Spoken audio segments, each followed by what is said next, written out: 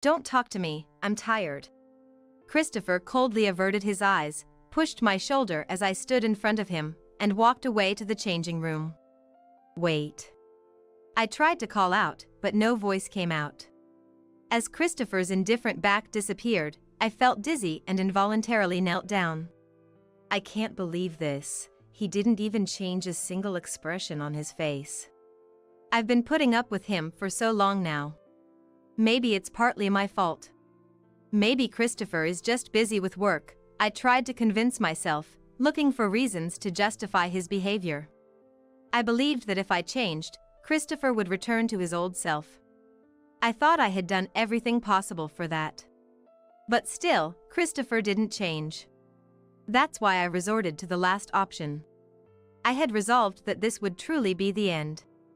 I decided to get a divorce once and for all.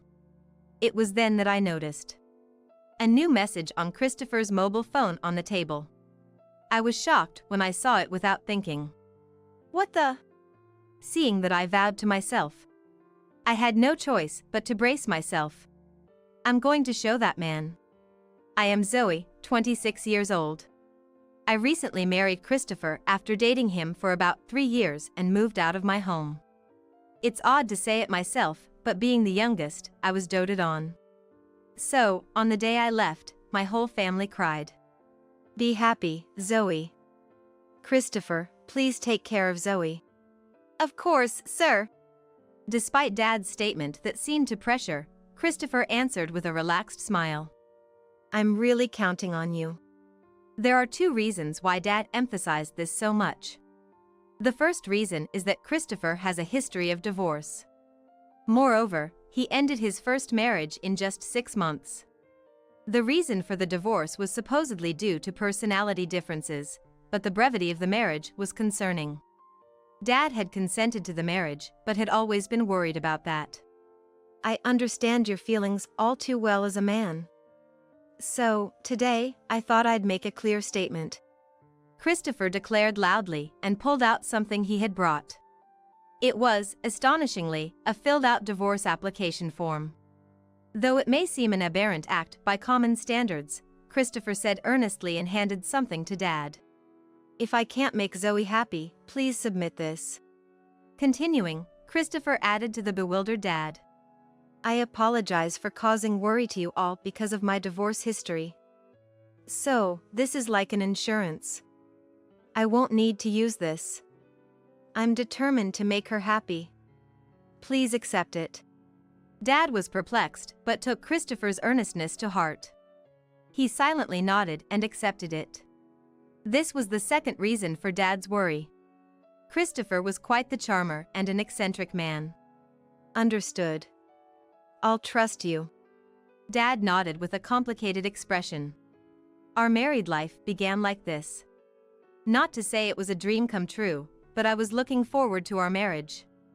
However, what awaited me, full of anticipation, was an unexpected hell. After quitting my job and becoming a housewife, I woke up earlier than Christopher every day, prepared everything, and saw him off with a smile. Have a good day. Do your best. Before we were married, Christopher would respond with a hug and a kiss. I'm off. I'll do my best for you. He would always sew and leave the house, waving his hand. But after marriage, Christopher changed. Yeah. With just that single word, Christopher would leave the house. His aloofness was so surprising that at first, I wondered if he was feeling unwell. Furthermore, when he returned home, Christopher was strange. Welcome home. Would you like dinner? Or would you like to take a bath? I greeted him with the usual line. To that, Christopher languidly replied, Bath. Just bath? Is something wrong? Confused, I couldn't help but ask, but Christopher just looked at me coldly for a moment and replied, Nothing. Thinking back, maybe getting any response was better than nothing. Now, a week into our marriage, Christopher has stopped responding altogether. When he's in a good mood, he might still react with a word or a gesture, but the problem is when he is in a bad mood.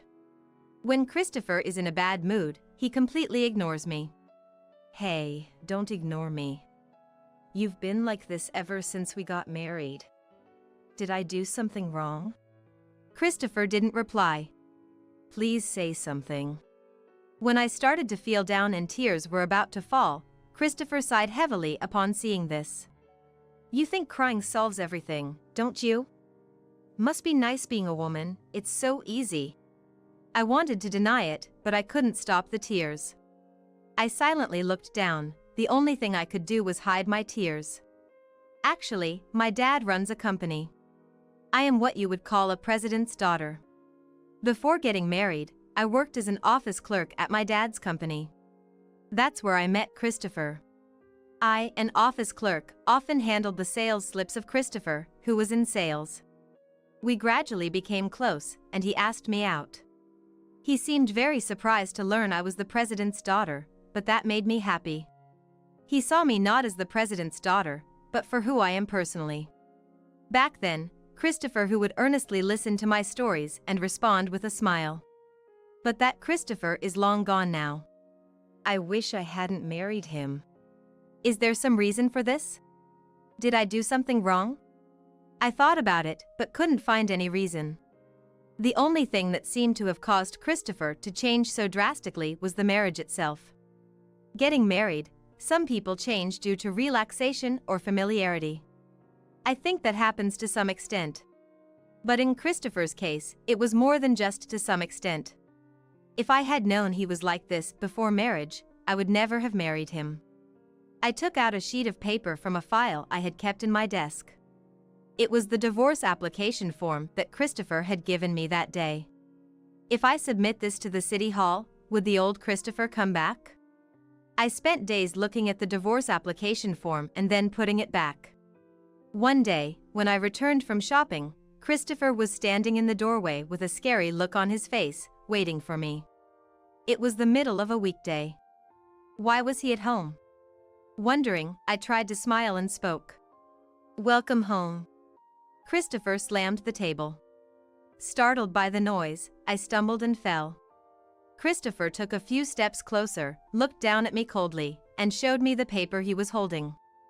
Do you know what this is? In fear, I nodded. What Christopher held was the filled-out divorce application form. It was supposed to be always in the drawer, but why? Then I realized. Maybe I had looked at it before shopping, as usual, and forgot to put it back. Do you want to divorce me? Well, I couldn't say it wasn't true. Life with Christopher recently has been mentally exhausting. If this kind of life continues, I am considering divorce. It's because you've been strange since we got married. Lately, you ignore everything I say, and I can't call this happiness. So it's my fault. Then he stared at the divorce application form. I'm fine with divorcing. What? But remember, in this case, Zoe, you're the one at fault. The problem lies with you, failing to support your husband as a wife. Christopher waved the divorce application form. But Christopher, you said to Dad. He promised he would make me happy.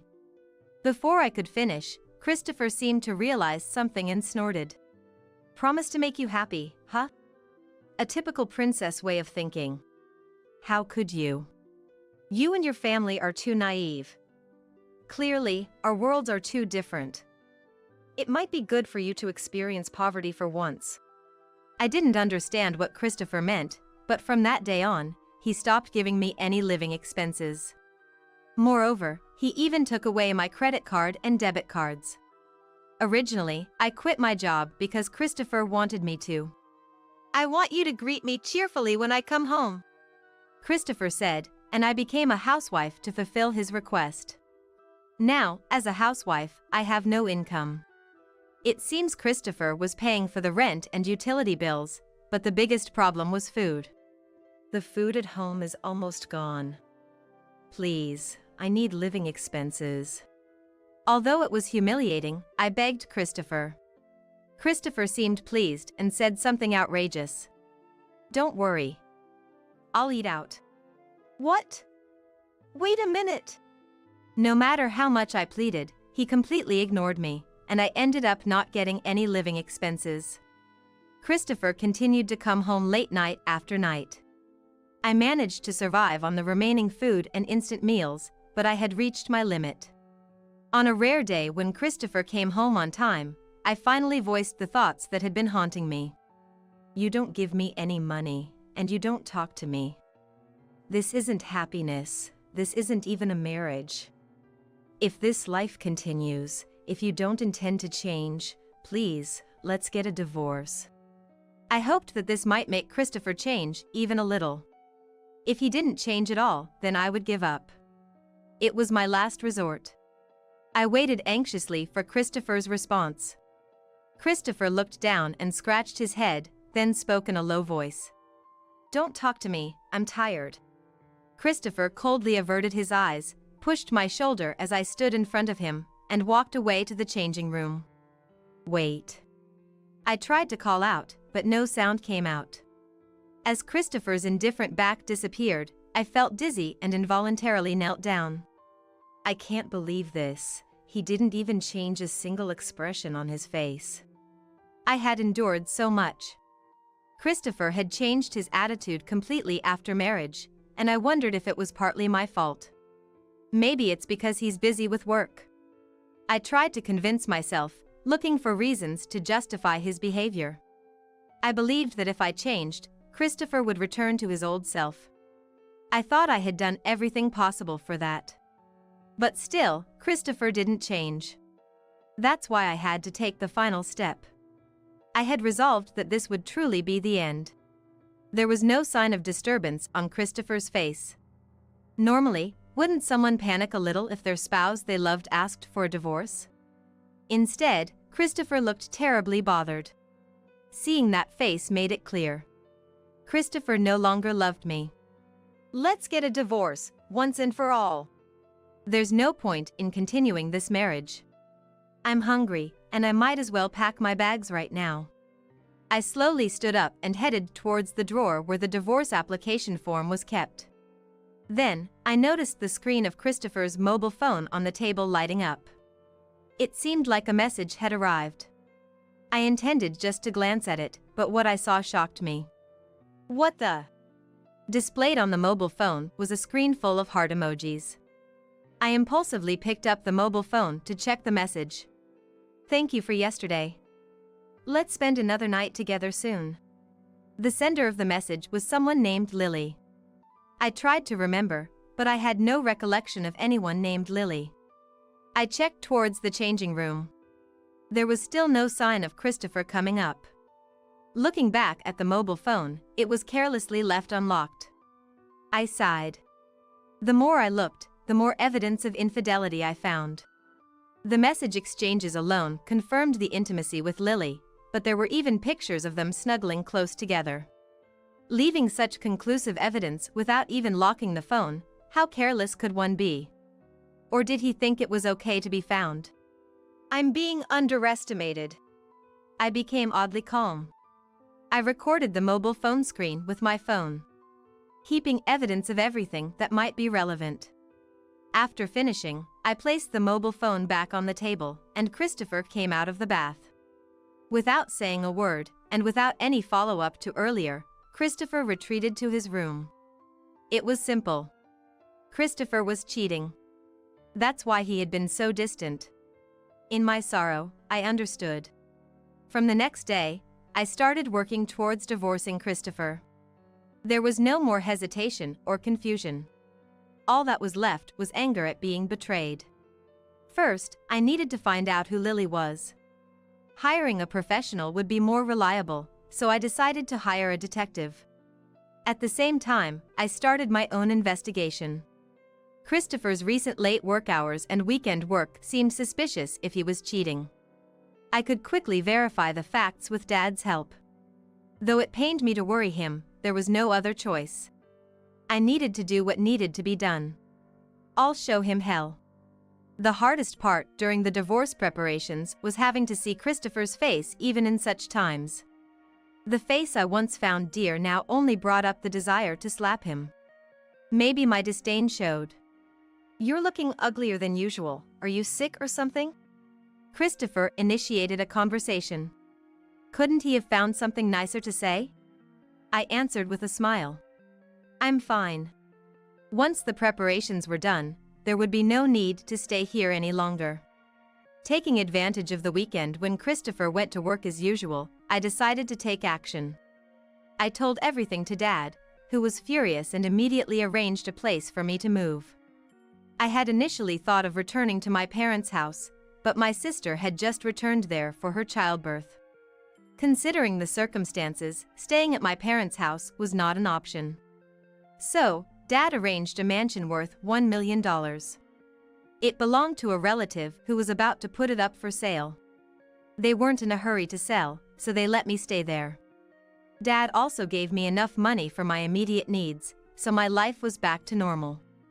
In fact, it became more comfortable. Where the hell are you now? The call from Christopher, full of surprise, came 3 days after I left the house. Who knows? So I replied, and Christopher's voice grew tense. And the divorce papers are missing, don't tell me you. This surprised me too.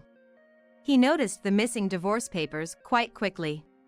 Did he start searching frantically after realizing I was gone? This was the first time I've seen Christopher so flustered. Even through the phone, I could picture his panic, which made me laugh a little. What about it? I've submitted them to the office. When I answered calmly, Christopher made a strange noise. What? Why? You said, remember? If you can't make me happy, I should submit them. You even declared it with a smug face. That was just to reassure Zoe's parents. So he was panicking because I actually submitted the divorce papers, which he intended only as a performance? And I told you before. If this kind of life continues, I want a divorce. That time I was just tired. I talked to Dad, and he said your department isn't that busy. I cut off Christopher's attempt to blame his fatigue. He always claimed to be busy, returning home late and frequently worked on weekends. I never doubted him, just worried. But I should have questioned it. Was Christopher really going to work, or should I have investigated? I found it odd, you know? I asked Dad when I saw him yesterday. He was puzzled too. Overtime is one thing, but weekend work should only happen a few times a year, so he was also wondering why. No, well... Hey, you weren't working, were you? What were you so busy with every week? Where were you going? Christopher didn't respond. I knew it. He couldn't answer. In his mind, Christopher was probably scrambling for an excuse. He's smart and smooth-talking. But this time, nothing he said would matter. Because I already knew everything. Lily, right? She's quite the cutie. I could tell Christopher gasped over the phone. How did you? Detectives are quite efficient. They secured photos and videos as evidence right away. I looked over the photos and report in my hand, reading aloud. Lily. A 22-year-old office worker in the accounting department. Oh, more than a decade younger than you. I'm 8 years younger too. Christopher seems to like younger women. Lives in an apartment near the downtown area, 2nd floor. Wow, so you've been visiting her every week. Zoe, wait, Lily is... Christopher is quite the needy one. He used to cling to me a lot before we got married. Seeing Christopher, 8 years older, acting so needy made me happy back then, but now the mere thought disgusts me. By the way, conversations with Lily are also safely recorded as evidence. Wait until I divorce my wife, what a classic line from a married man. Couldn't you come up with something better? The detective also suggested that Christopher looked down on me quite a bit. Your wife will find out, you know. It doesn't matter, she's on her way down anyway. That's what he said. I was utterly underestimated. Wait, Zoe. You're misunderstanding something. Can we meet just once? I suppose. I was thinking we should meet one last time. The next night, we agreed to meet, with Lily accompanying him. The venue was the mansion I was renting. When Christopher arrived at the designated time, he seemed uneasy. "What's with this mansion?" "It's a place I'm renting. It's worth $1 million. $1 million? Christopher's voice cracked, and Dad watched him intently. "So, your dad is here too?" Christopher's eyes darted nervously. "Well, yes. It's only fair since you brought Lily. Plus, this affair involves company employees. It's best to have Dad here, as he's the company's head." "I suppose you're right," Christopher said with a forced smile. Dad glared at Christopher the entire time. Lily, with her bright hair and petite frame, looked cute, but had a surprisingly strong personality. As soon as the discussion began, glaring at me, and she opened her mouth. "I'm a victim too. I had no idea Christopher was married. And now, I'm dragged here. It's unpleasant." Lily's assertiveness surprised me. But Christopher looked even more shocked. "What? You were the one pushing me to leave my wife." "That was just a joke." Christopher turned red with anger at Lily's evasion.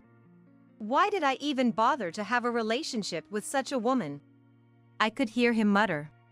Lily snapped back, and they started arguing right in front of us.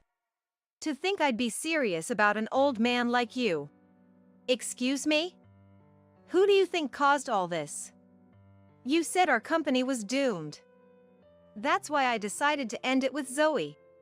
"Wait, what?" Apparently, right after we got married, Lily had whispered to Christopher, "The company is on the verge of bankruptcy. As a husband, you'll end up suffering too." Initially, Christopher didn't take her seriously, but Lily was persuasive, and he began to believe her. Seeing me act considerately towards him, he concluded the company must indeed be in trouble. "I thought you were sweet-talking me to saddle me with debts." "What?" "I thought you were just tired." I found it odd that everyone was being overly kind to me. Perhaps his boss and co-workers were being cautious because he married the president's daughter. But the idea that Dad's company was in crisis was a complete misunderstanding. Dad, being present during this conversation, also confirmed.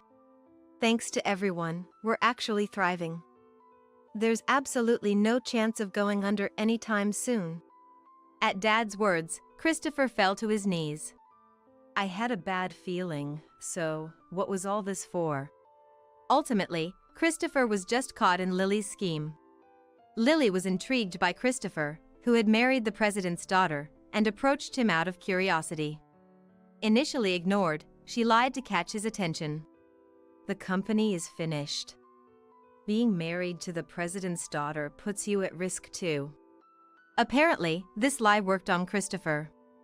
Fearing a joint downfall with us, Christopher probably started ignoring me, hoping for an amicable divorce. "I was just deceived, Zoe, you understand, right?" Christopher approached me with a strained face. "Well, perhaps you were merely deceived." "Yes, I was, so let's not talk about divorce." "But you know, this has made things very clear to me." Christopher looked up at me, puzzled. Essentially, this man would be the first to flee if we were ever in the same predicament. And this time, he even cheated without consulting me about how business was going first. Moreover, instead of proposing divorce directly, he manipulated things so that it would seem like the suggestion came from me, which is the height of cowardice. "You know the vows, in sickness and in health. You would probably abandon me without hesitation if I fell ill." "No, I wouldn't do that, Zoe. Please listen." "There's nothing left to discuss. I just wanted to know why you were ignoring me. All this time, I thought I had done something wrong. Let's handle the rest through our lawyers." "Lawyers?" Christopher's face went pale. "Having an affair while married, did you think there wouldn't be any consequences?